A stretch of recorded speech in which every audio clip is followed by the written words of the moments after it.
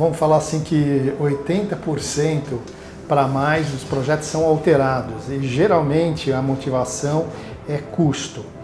E uma coisa que acontece que o pessoal, vamos dizer, de certa forma tem uma dificuldade de entender é que iluminação tem uma questão de desempenho, não é o formato, não é a nomenclatura, não é a potência da lâmpada e coisa e tal que resulta na performance que a gente projeta. E geralmente, né, vamos falar assim, em 99% dos casos dá zebra.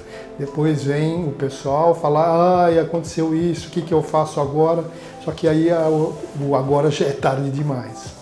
Essa alteração geralmente, óbvio que dependendo do perfil do projeto, se é residencial com cliente final, se é um residencial com um arquiteto, se é uma incorporação, enfim, alguns casos vêm pelo cliente, né?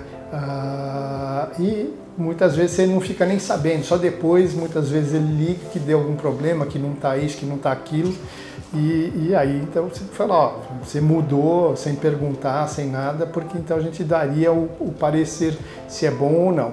Em muitos casos de construção de edifícios, incorporação, aí sem dúvida, muitos casos é a área de compras, a área de suprimentos. Né? Tem muitas empresas que trabalham com a área de suprimento e a área de suprimento compra cimento da mesma forma, né, que compra luminária. Né? Então é meio por quilo e ele acha que se é redondo e é LED está resolvido. Tá? E óbvio que na maior parte das vezes não está, né? O desempenho é diferente, temperatura de cor é diferente, né? A performance é completamente diferente do concebido.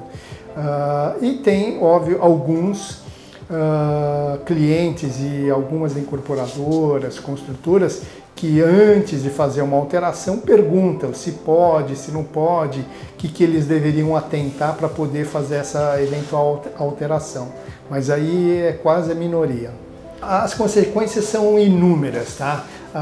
Vamos dizer, a mais frequente que de repente o cliente vem falar com a gente, né, é que de repente a quantidade de luz, né, quer dizer, o desempenho da luminária não está sendo o que havia sido concebido ou prometido pela gente. Né? Muitas vezes é a própria temperatura de cor, que a luz está muito branca, ele preferia uma luz mais amarelinha, e aí a gente vai correr atrás e a gente verifica, né, que na verdade houve uma mudança de especificação sem considerar, né, efetivamente todos os dados estipulados e determinados na nossa especificação, no projeto. Né?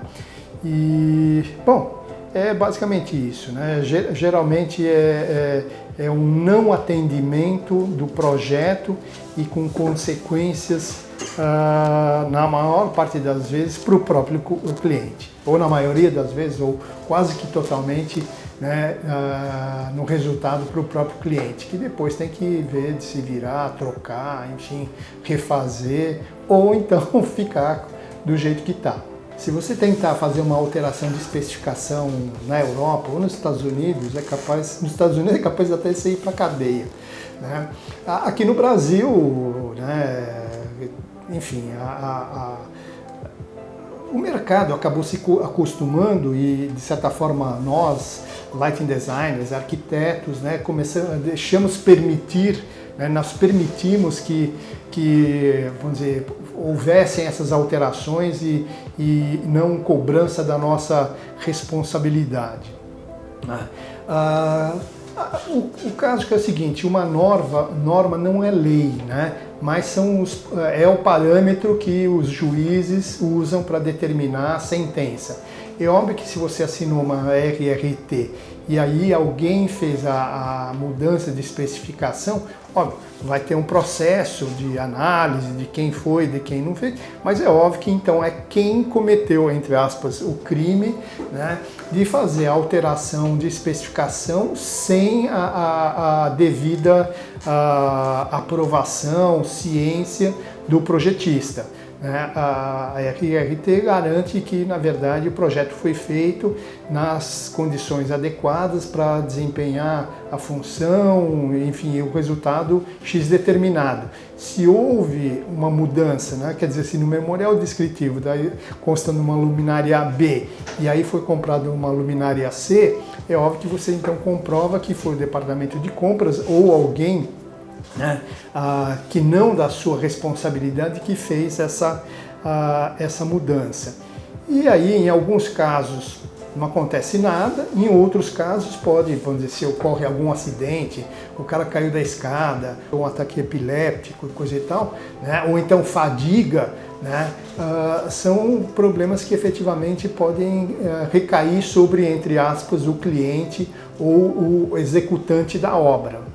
Garantir que o projeto seja realizado efetivamente como tal, acho que no mundo inteiro, mal até nos Estados Unidos, em todas as áreas você consegue manter isso. Mas sem dúvida, uma questão de uma legislação, né, que responsabilize mais, né, o executante da obra nesse sentido, e aí então a norma de desempenho começou a surtir algum efeito, né?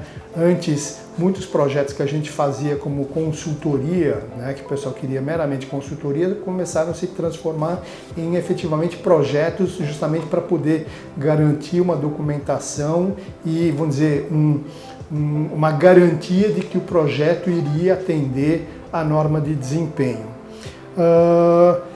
É uma questão cultural, né? E óbvio, quer dizer, isso ocorre, né, geralmente sempre para pior, né? O cara nunca faz uma alteração para melhor, né? É sempre reduzindo custos e coisa e tal. E no Brasil é engraçado que você tem alguns fornecedores que se gabam, né, de estar, entre aspas, copiando alguns outros fabricantes melhores brasileiros, ou seja, né, quer dizer, um faz a luminária com alumínio injetado, o outro já faz com alumínio repuxado e o outro se orgulha que ele fez com meio milímetro a menos no alumínio, né? Quer dizer, então é uma coisa muito engraçada nesse sentido. E é óbvio que com a questão da tecnologia LED, que é muito mais sofisticada do que a anterior, né, do que as eletromecânicas, né, tem muito mais variantes, de certa forma um campo que em muitos casos a gente está estudando e aprendendo muito ainda,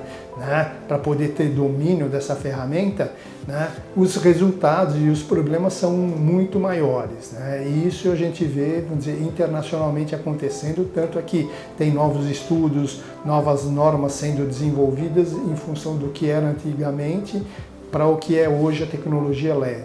O grande problema, acho que nosso, é efetivamente responsabilização, tanto do fabricante, mas principalmente também, né, dos, vamos dizer, clientes,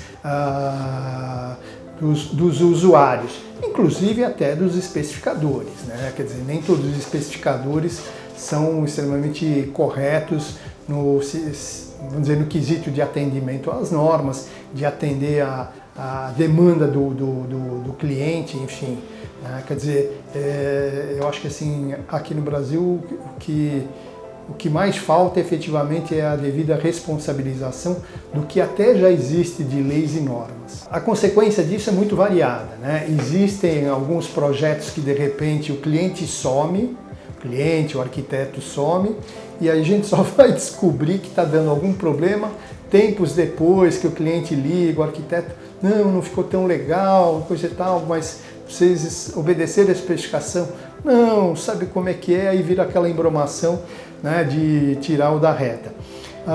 E tem situações, né, que efetivamente os clientes, né, vamos dizer, a construtora, a incorporadora, antes ligam para a gente, fala assim, ó, está acontecendo isso, está estourando a nossa verba de orçamento, a gente precisa chegar mais ou menos nesse valor e coisa e tal. E aí é óbvio que nesse caso a gente então, vamos dizer, ajuda ou toma as devidas demandas para poder efetivamente,